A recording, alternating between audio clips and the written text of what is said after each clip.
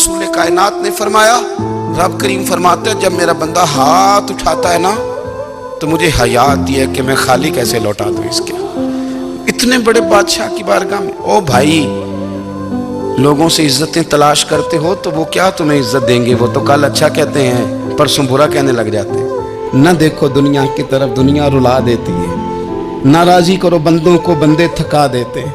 न पीछे भागो, हर वक्त दुनियादारों के ये इंसान को कमजोर कर देते हैं। वो तो करीम ही बड़ा है।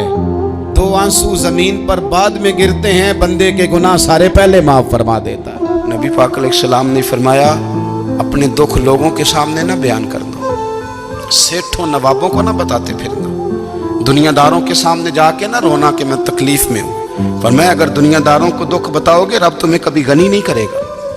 और लोग हैं कि उल्टा मजाक उड़ाएंगे।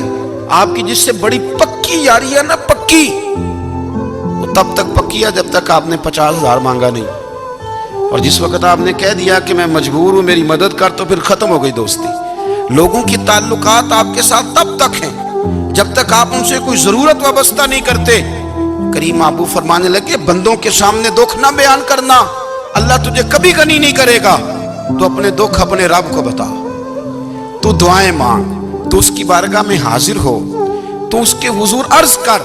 फरमाया अपने दुख अपने रब को बता, वो जल्दी करे या देर से करे तुझे सारी दुनिया से बेनियाज कर देगा, तुझे किसी का मोहताज नहीं रहने देगा।